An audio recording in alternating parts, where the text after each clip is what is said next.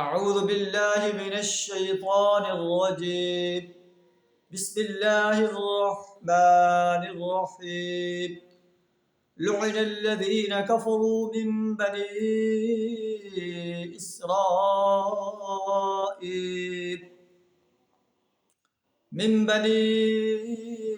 اسرائیل علی لسان داود وعیسی بن مریم ذلك بما عصوا وكانوا يعتدون صدق اللہ العظیم۔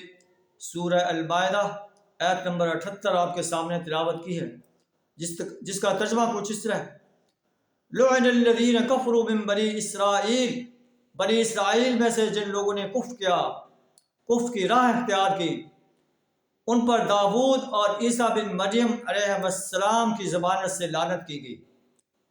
کس لیے؟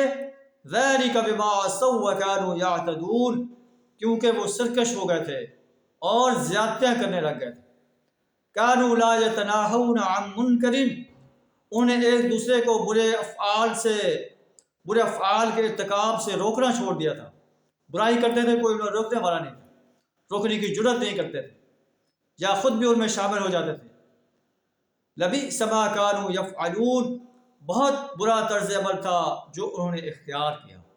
تو یہ بنی اسرائیل پر لعنت کی گئی، کس لیے کہ وہ سرکش ہو گئے تھے، حدود سے تجاوز کرنے لگ گئے تھے اور برائی کو روکتے نہیں تھے۔ معلوم ہے کہ جو انسان برے کام کو اپنے سامنے ہوتا ہوا دیکھتا ہے، اس کو نہیں روکتا، تو اللہ کی اس پر لعنت ہے۔ ہم بھی اپنے گریبان میں جھانک کر دیکھیں کہ ہم انفرادی طور پر، اجتماعی طور پر کتنا برائی کے کاموں کو روکنے والے ہیں۔ کیا ایسا تو نہیں کہ ہم خود سرکش ہو گئے ہیں، خود زیادتیاں کرنے لگ گئے ہیں؟ اگر ایسا ہے تو ہمیں بھی اپنے انجام کے بارے میں سوچنا چاہیے۔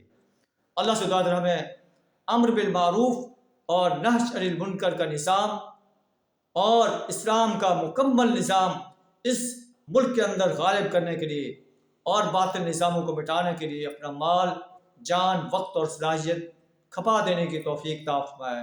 وآخر دعوانا الحمد للہ رب العالمین۔